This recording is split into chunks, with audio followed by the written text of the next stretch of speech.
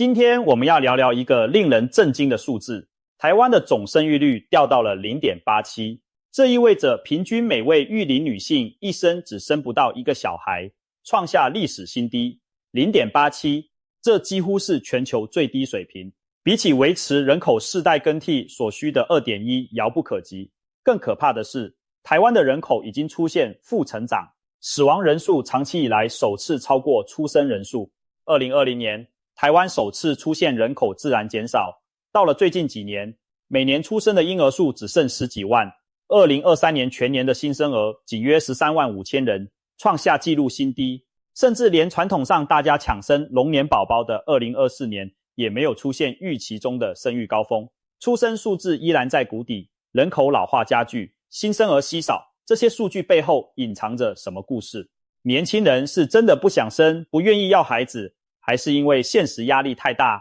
不敢生呢？今天我们不谈道德绑架和长辈们的情绪勒索，不去责怪年轻人自私不孝，我们只摊开现实的账本，深入解析在低薪高物价的环境下，台湾年轻世代为什么选择不婚不生，导致这场人口负成长的浪潮。首先，让我们从经济账本开始算起。对许多年轻人来说，养育一个孩子几乎等同于签下一份长达20-30年的高风险合约。想象一下，一旦有了孩子，未来20年里，每个月都多出一笔不小的开销，奶粉尿布钱、托婴保姆费、学费补习费、食衣住行开支，以及无法避免的医疗支出和各种杂费。据一些估算，在台湾把一个孩子养到大学毕业，最基本也要花费约新台币500万到700万元，这还只是基本开销。假如还想让孩子学才艺、出国见见世面，投入的钱更是只多不少。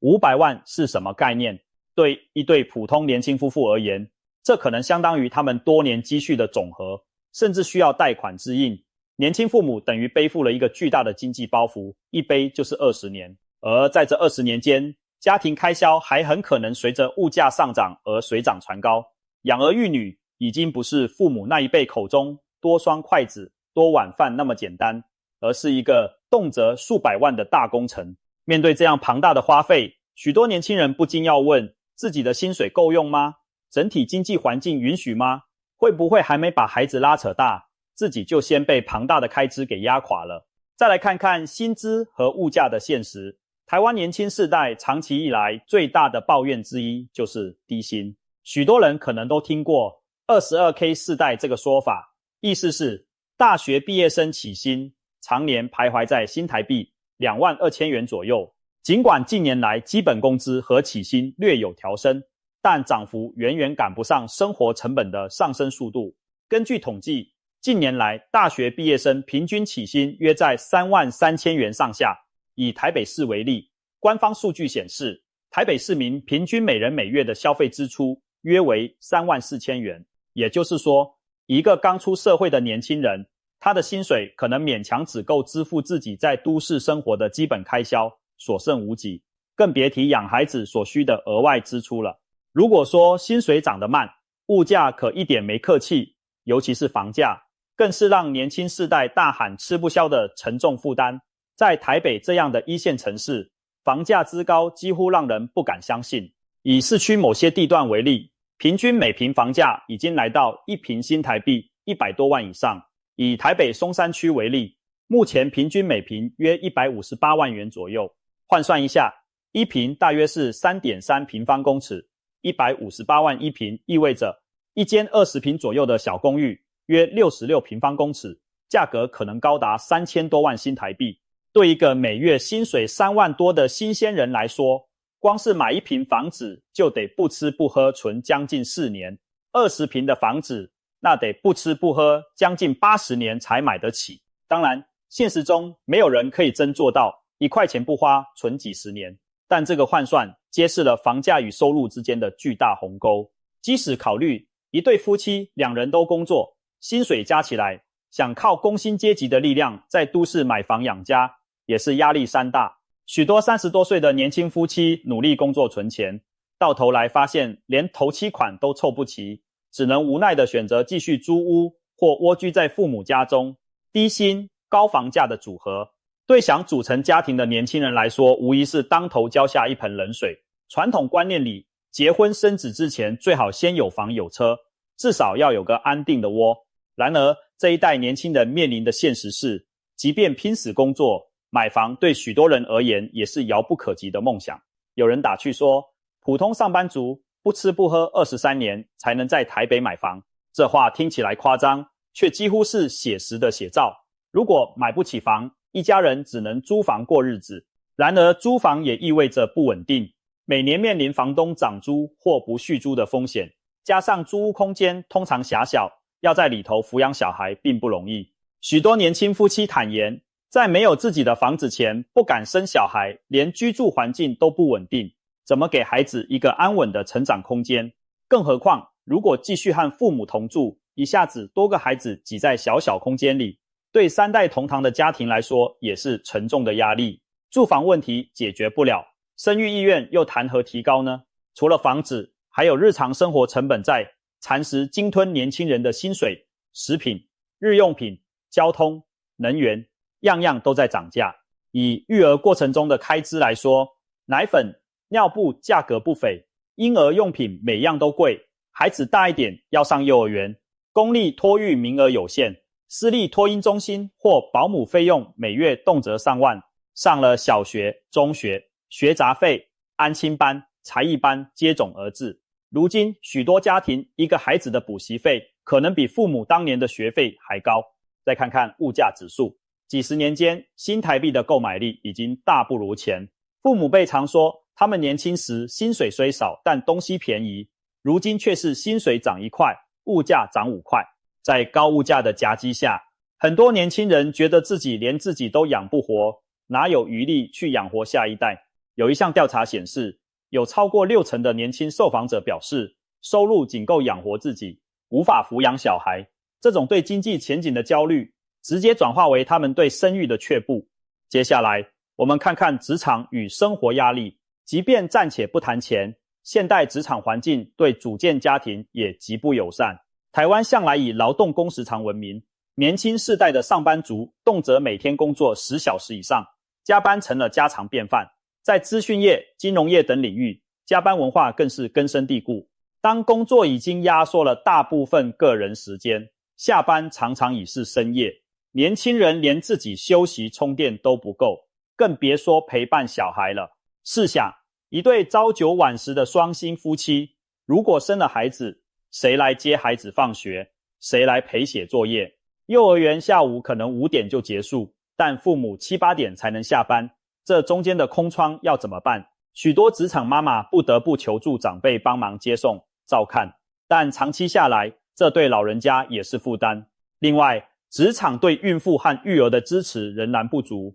不少女性担心的是，自己辛苦盼事业，好不容易站稳脚跟，一旦怀孕生子，可能职涯就此中断，升迁机会渺茫。有些雇主对女性求职者还会有隐形歧视，担心她们迟早要请产假、育婴假，结果在招聘时就对育龄女性有所顾忌。这些现实都让职场女性对生育有所顾虑，生了孩子谁来带？请长假带小孩，工作还保不保得住？如果在职场和育儿之间必须2选1，很多女性最后只好选择避开生育，以免陷入两头烧的困境。除了时间与工作兼顾的难题，传统性别角色和家庭期待也在影响着年轻人的生育决策。台湾社会虽然在公共领域展现出进步价值观，例如女性受教育程度高，在政治职场上的参与也不少见，但在家庭私领域中，某些传统观念依然根深蒂固。不少年轻女性心里非常清楚，一旦结婚生子，长辈和社会对他们的期待仍是相夫教子，做个好媳妇。也就是说，尽管她们可能跟丈夫都在职场工作，回到家中，大多数人仍会认为带小孩、做家务是妈妈的主要责任。许多过来人女性前辈的经验告诉我们，即便夫妻双方都有收入，家庭主力照顾者往往还是妈妈。一旦孩子出生，半夜喂奶起床的是妈妈，孩子生病请假，带去看医生的多半也是妈妈，学校联络簿签名，家长日多由妈妈参加。在这种情况下，现代女性不禁要想，如果所有育儿和家务的重担最后都落在我肩上，那我为什么要让自己过这样的人生？特别是年轻一代女性普遍受过高等教育，她们有自己的职业理想和自我实现需求，不愿意结婚后被完全定型为传统家庭主妇的角色。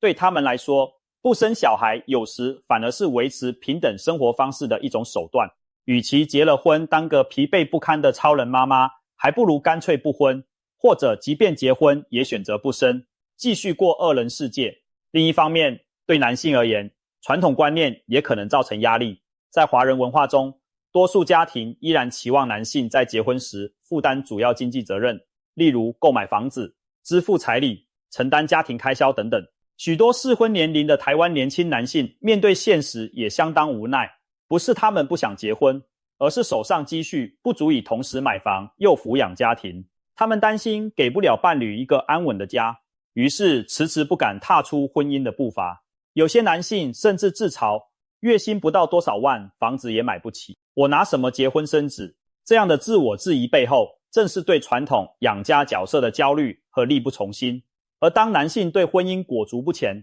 女性也就更难找到所谓理想对象，形成恶性循环。以上种种因素综合起来，直接导致了婚姻率的大幅下降和延后。台湾近年的结婚率一路走低，晚婚现象普遍。官方统计显示，2022年女性的初婚平均年龄已达 30.7 岁，比20年前2002年足足晚了将近4岁。也就是说，现在的女生通常到30岁上下才考虑结婚，而我们的母亲辈可能26、27岁就当妈了。结婚年龄推迟，生育年龄自然也往后挪，加上高龄初产面临的生育力下降问题，往往结果就是生得少甚至不生。更严峻的是，有相当多的人干脆选择不婚。现在不婚族、单身贵族的比例比以往任何时代都高。一项针对年轻人的调查发现，超过一半以上的年轻女性对结婚意愿不高，觉得结婚并非人生必要。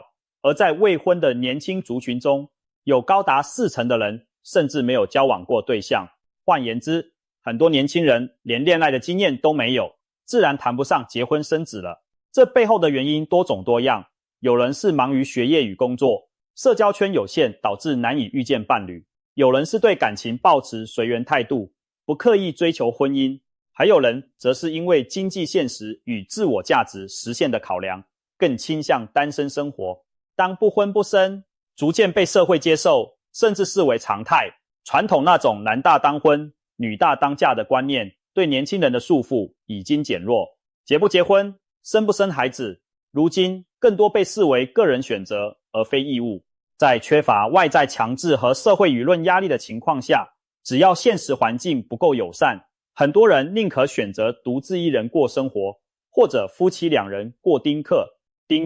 双薪无子的自在日子。有人或许会问，难道年轻人真的变得如此不负责任或怕吃苦了吗？父母辈常常不理解，他们当年经济条件更差，不也咬牙生了？我们这一代把孩子拉拔长大了，为何现在的年轻夫妻连一个小孩都不愿生？这里头有巨大的时代差异，需要我们公允的看待。上一代人生育孩子多半发生在台湾经济起飞或尚在成长的时期。那时候虽然物质条件不丰富，但社会有向上的希望，经济高速成长，薪资水准逐年提升，养孩子的成本相对现在低很多，教育竞争也没那么白热化，而且传统社会结构下，一个孩子由全村照顾的情形很常见。大家庭、人情、网络可以在育儿上提供大量支持，父母并不需要事事亲力亲为，砸钱解决。然而现代社会中，这些支撑几乎不复存在，小家庭取代大家族，育儿的责任几乎完全压在父母2个人肩上，经济前景又趋于停滞。年轻世代很难看到收入有大幅成长的可能，反而担心未来的不确定，景气循环、产业外移，甚至国际局势风险都可能影响他们的生活稳定。在这种情况下，他们对生养子女显得更为谨慎，其实正是一种理性的风险控管和自我保护。有一句话说得好，低生育率其实是全民用身体对制度投票。当越来越多年轻人选择不婚不生，这并不是他们突然不重视家庭，不喜欢小孩，而是用行动表达出对现行社会环境的不满与无奈。这种抗议是无声的，但十分有力，因为没有人能强迫你非生孩子不可。至少在台湾这样的自由社会，生育是个人权利而非义务。所以当整个世代的生育率都降到这种谷底水平时，我们不能简单的指责年轻人自私冷漠，反而应该反思究竟是怎样的社会结构和政策环境，逼得想生孩子的人也不敢生。很多妈妈们其实并非不渴望新生命的到来，但她们更害怕的是，如果现在生了，孩子未来的人生会不会一开始就在地狱模式？前面提到，有网友一针见血地说，生育本来是一种选择，但现在是社会硬生生让原本能生的人选择不生。没有一位辛苦怀胎10月的母亲会希望自己的小孩一出生就过苦日子。这话道出了多少父母内心的矛盾与无奈。如果环境友善，经济无忧，谁不想看着可爱的孩子健康成长？但现实太残酷，与其让孩子将来受苦，倒不如干脆不把他带到这世上来。对许多人来说，这反而是负责任且理性的抉择。那么政府或社会有没有试图改变这种趋势呢？答案是有的，但效果有限。近10几年来，台湾政府陆续推出不少鼓励生育的政策，例如发放生育补助金、育儿津贴，每个新生儿发一笔奖励金，或者提高0到6岁幼儿的育儿补助等等。有些县市还提供育儿津贴加码、减税优惠，中央也在推动增加公共托育中心、友善职场措施等。然而，从实际结果看，这些措施顶多带来一点点短期效应，并不足以扭转大局。很多年轻人坦言，一次性几万元的生育奖励，对生养孩子20年动辄数百万的开销而言，无异于杯水车薪。而每个月几千元的育儿津贴，可能还赶不上尿布、奶粉钱。再说了，如果根本找不到合适的结婚对象，或者连结婚都不想，那些补助再高也无用武之地。专家指出，经济诱因虽然重要，但更深层的问题在于结构性因素，高房价、低薪资、职场与育儿难两全、性别角色僵化等。如果不从根本上改善年轻人的生活处境，光靠砸钱鼓励生育，只能治标难以治本。我们也看到邻近国家的例子，南韩在少子化问题上投入了天文数字的预算，但生育率依然屡创新低。南韩的总生育率甚至已跌破 0.8， 更胜于台湾。日本推行各种辅助生育方案几十年，生育率也始终在 1.4 上下徘徊，未能回升到更替水平。可见这是一个极难扭转的趋势。一旦社会进入少子化的低生育率陷阱，要重新提高出生率非常不容易。少子化的影响正在各个层面显现，而且未来只会更加严峻。我们已经看到学校开始减班并校，有些偏乡小学因为学生实在太少，不得不关闭或与邻近学校合并，就连人口密集的都市也难幸免。北部某些地区的小学1年级新生人数大减，不得不缩减班级数，甚至出现新生挂零的学校。教育部预测，再过几年，全国小学生总数将跌破100万，比起高峰时期几乎砍半。大专院校方面也陷入了招生困难的困境，18岁的人口逐年减少，许多私立大学招不到足够的新生，不得不面临退场或转型。想当年大学林立、一位难求的景象将一去不复返，取而代之的是校园里日渐稀疏的人影。与此同时，另一端的人口结构老年人口却在迅速攀升。台湾早在2018年就迈入高龄社会，65岁以上人口超过 14%， 预计2025年左右将成为超高龄社会，届时每5个人就有一个超过65岁。再往后，老年人口比例还会继续增加，而青壮年劳动人口的比例不断缩水。这意味着什么呢？意味着未来年轻一代要负担更多老人，无论是经济上透过缴纳税款养老金，还是现实生活中照顾高龄父母，都将面临沉重压力。如果现在20多岁的你将来有幸活到80岁，很可能会看到一个景象，那时每一个年轻的劳动人口几乎要对应抚养一个退休老人，社会的抚养比急剧恶化，社福与医疗体系的负担变得沉重无比。人口结构的巨变还会对国家经济与发展产生深远影响。过去，台湾以年轻劳动力充沛，享受所谓的人口红利，经济蓬勃发展。然而，当劳动力减少，创新动能可能趋缓，国内市场因消费人口减少而萎缩，经济成长也可能放慢脚步。某种程度上，少子化会带来未富先老的风险。在社会整体富裕程度尚未达到非常高时，人就已经老去变少，要支撑庞大的老人福利开支，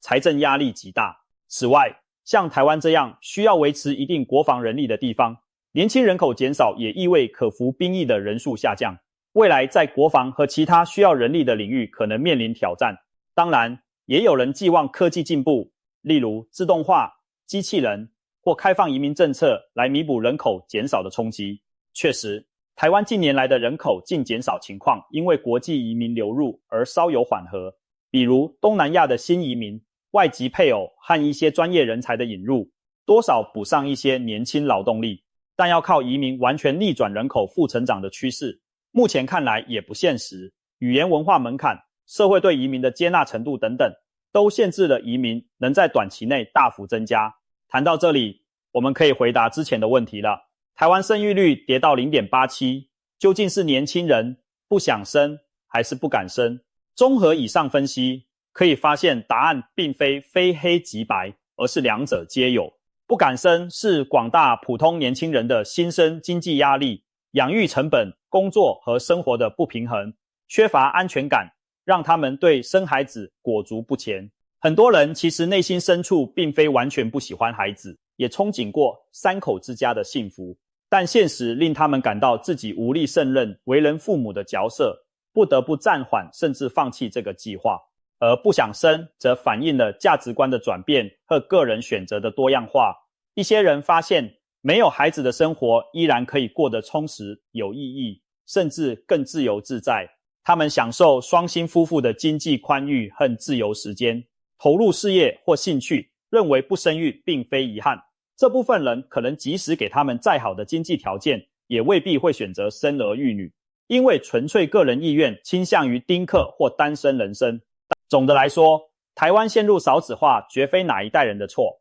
也不该把责任全推给年轻世代的价值观。低生育率是一面镜子，照出的是整个社会经济结构和生活文化的变迁与问题。如果希望改变 0.87 这个数字，关键不在于去批评谁不生孩子，而在于能否营造一个让人们想生敢生的环境。这需要政府和社会从多方面努力，让年轻人有更好的薪资和发展前景，感受到努力工作可以换来安稳生活，让居住正义落实房价租金不再遥不可及，至少有机会负担起养家所需的居所，让职场更加友善弹性，育儿休假制度完善，让父母不必为了孩子而放弃事业，推广更平等的性别分工观念，鼓励爸爸们也承担育儿家务，减轻妈妈们的压力，建立更完善的公共托育、教育资源，降低养育孩子的经济和精神负担。这些措施谈起来容易，真正做到却需要长期的决心与投入。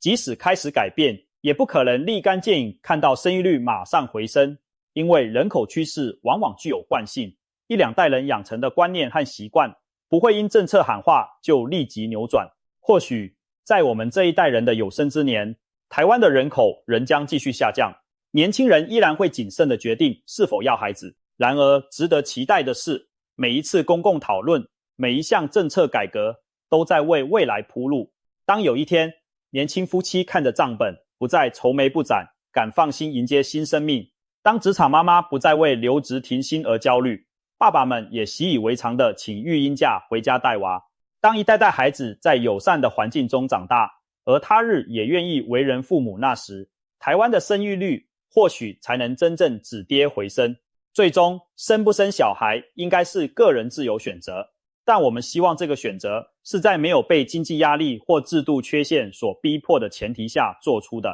让想生的人有能力生，不想生的人也能被尊重，才是社会该有的进步。当我们理解了 0.87 背后的结构性原因，也就更能体谅每一个选择不生育的年轻人，这不是冷漠，而是对现实清醒评估后的理性决定。同时我们也期待社会各界携手改变这现实，让勇敢生养下一代不再是一场高风险的冒险，而是一段可以安心展开的人生旅程。唯有如此，台湾的人口未来才有机会重现生机，让这片土地上再次充满孩子们的笑声。